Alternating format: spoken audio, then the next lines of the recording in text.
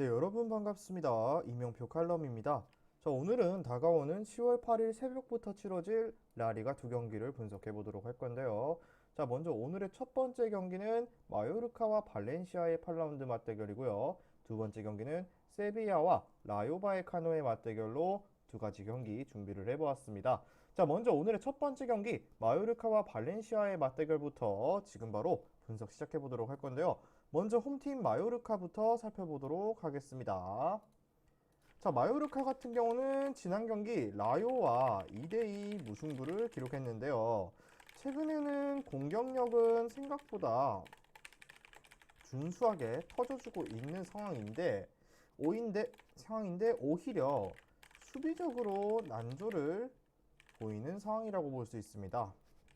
자, 최근 3경기에서 모두 멀티 실점 이상을 허용했고, 최근 3경기에서 모두 멀티 실점 이상을 허용했고요. 물론 상대가 지루나 그리고 바르셀로나, 라요로 모두 상위권 팀이라는 점은 어느 정도 감안해야 하지만 결국 멀티 실점 연속 3경기는 수비적 우려를 나을 수밖에 없다는 점도 중요한 사실입니다. 자, 그리고 발렌시아에서 말씀드리기도 할 건데 마요르카의 수비가 아주 부담이 큰 상황이라고 보기도 어려운 게 수비적인 부분에서는 분명 회복세가 드러날 수 있습니다. 발렌시아 역시도 공격에서 기복이 있다는 점이고, 자, 그리고 무엇보다 무리키를 이용한 공중볼 승부도 충분히 좋은 옵션으로 가져갈 것이라고 보여졌는데, 올 시즌 발렌시아의 헤더 성공률은 리그에서 꼴찌를 기록하고 있는 반면 지난 베티스전에서도 발렌시아가 세트피스로 두 골을 허용하는 등 박스 안에서의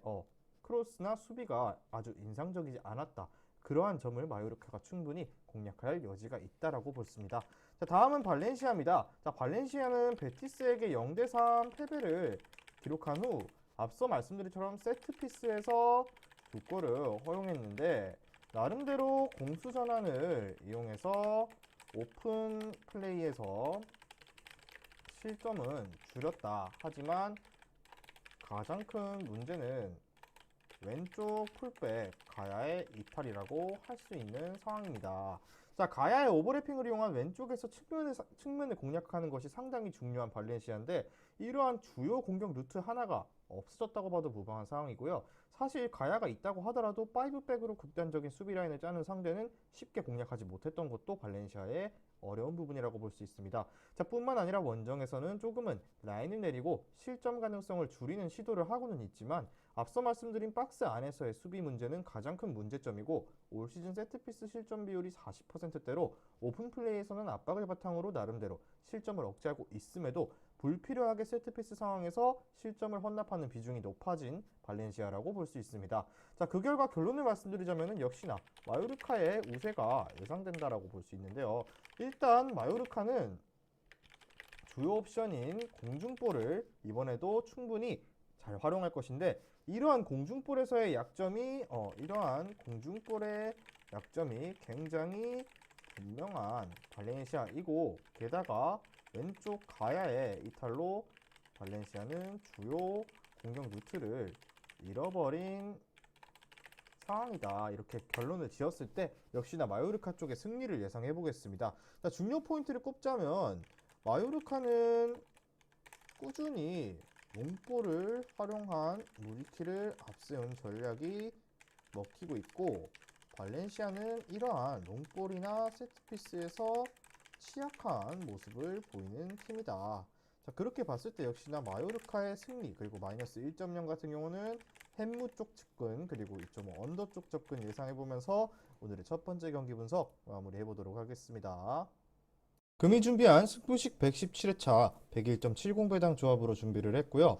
조합이 궁금하신 분들께서는 영상을 끝까지 시청하시고 영상 아래에 고정된 댓글에 링크를 클릭하셔서 수익방 입장하시면 매일마다 승부식 주력 조합, 고배당 조합까지 한 조합씩 무료로 받아보실 수 있습니다. 자, 다음 경기는 세비야와 라요 바이에카노의 맞대결입니다. 자, 먼저 이 경기는 앞서 말씀드린 바요르카와 발렌시아와는 다르게 세비야 같은 경우는 주중에 챔피언스리그 일정을 치렀다는 점 참고하고 바로 분석해 볼게요. 자, 세비야는 아인트호벤과 난타전 끝에 2대2 무승부를 기록했는데요. 일단 바르셀로나에게 0대1로 패배한 경기를 제외하면 지지 않고 있는데, 그렇다고 승점 3점으로 쉽게 이어지는 상황이 아니라는 점은 역시나 아쉬움으로 남아있는 현 주소라고 볼 수 있습니다. 자, 세비야 같은 경우는 기본적으로 측면에서 플레이와 엔네시리의 헤더로 득점하는 생각보다는 단조로운 공격을 시도하는데요. 다만 이번 상대 라요를 상대로는 이러한 플레이가 괜찮은 해법이 될 수도 있다고 느꼈는데요. 왜냐? 라요의 측면 선수들이 키는 전반적으로 작은 편이고 롱볼을 측면으로 붙이는 방식으로 재미를 보는 팀들도 충분히 많이 나왔습니다. 자, 그리고 라요의 공세적인 플레이야 충분히 세비야 입장에서도 조심해야 할 필요는 있지만 올 시즌 전반부터 매우 태클을 적극적으로 시도하는 등 상대의 역습에 필요한 볼의 방출부터 막아버리는 양상이 제법 실리적인 접근으로 추구하고 있다고 보여지고 있는 세비야인데요. 그렇기 때문에 어느 정도 실점을 억제할 가능성은 있다. 다만 주중에 일정을 치렀다는 점은 반드시 변수라고 보셔야 할 부분입니다. 자, 다음은 원정팀 라요입니다. 라요는 마요르카와 앞서 말씀드렸죠. 마요르카와 2대2 무승부를 기록했는데요. 최근 4경기에서 무패를 기록 중이다. 하지만 3경기가 무승부로 탄력을 확실하게 받지는 못하고 있는 상황이라고 정리를 했습니다.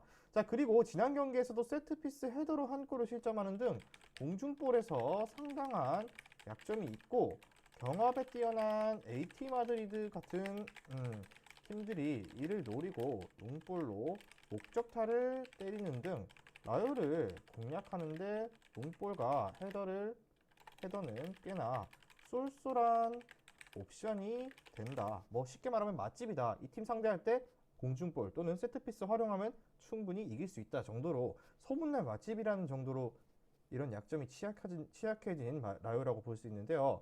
자, 그런데 참고로 올 시즌 라요보다 공중볼 경합 성공률이 낮은 팀이 바로 셀타비고와 발렌시아입니다. 그 정도로 공중볼 경합이 좋지 않은 상황인데, 자, 물론 라인을 낮추고 역습으로 튀어나가는 능력 정도는 괜찮다고 평가를 받지만 리그 한정으로 세비야의 실점 수치 자체는 9월 이후로 굉장히 나아졌다는 점이고, 라모스의 영입으로 인해 바르셀로나전에는 자책골로 패배의 원흉이 되긴 했지만 어느 정도 라모스가 흔들리는 세비야의 센터라인을 수호하는 역할을 잘 해주고 있기 때문에 라요의 입장에서는 이번 경기 세비야를 쉽게 공략할 만한 이렇다 할 자원이 없다. 거기에 무민의 퇴장까지도 조금은 세비야의 먹잇감이 될 가능성이 높다 정도로 생각했습니다. 자, 그 결과 이번 경기 역시나 세비야가 주중에 원정을 치렀지만 이길 가능성이 높은 쪽은 세비야다. 세비야의 공격 방식이 다소 단조롭다라고 평가를 받고 있지만 라요의 헤더 성공률과 풀백의 피지컬적인 문제를 노린다면 충분히 이번 경기 잡아낼 만한 경기다. 자, 그리고 라모스의 합류 이후 세비야의 센터라인도 꽤 안정세를 찾아가고 있고 전방에서 거친 플레이로 라요의 역습 시작을 막아버리는 방식도 꽤나 괜찮게 먹혀들고 있는 플랜이기 때문에 이번 경기 중요 포인트를 꼽자면 라요는 세트피스와 헤더 성공률이 리그 최하위권의 팀이고 세비야는 단조로운 공격에도 라모스가 센터 라인을 잘 잡아주고 있습니다. 자, 그 결과 역시나 세비야 쪽 승리에 마이너스 1.0은 역시나 무승부, 그리고 2.5 언더 쪽 접근 마찬가지로 예상해보면서 오늘의 승부식 117회차 10월 8일 새벽 경기 라리가 8라운드 경기 분석을 마무리해보도록 하겠습니다. 자, 최종적인 조합과 주력 조합은 수익방에서 공개하니까요. 꼭 수익방에 오셔서 주력 조합, 고배당 조합까지 한 조합씩 받아보시는 것을 권장드리면서 오늘의 경기 분석 마무리해보도록 하겠습니다. 미리 말씀드리지만 제가 프리뷰해드린 내용은 말 그대로 내용 분석입니다.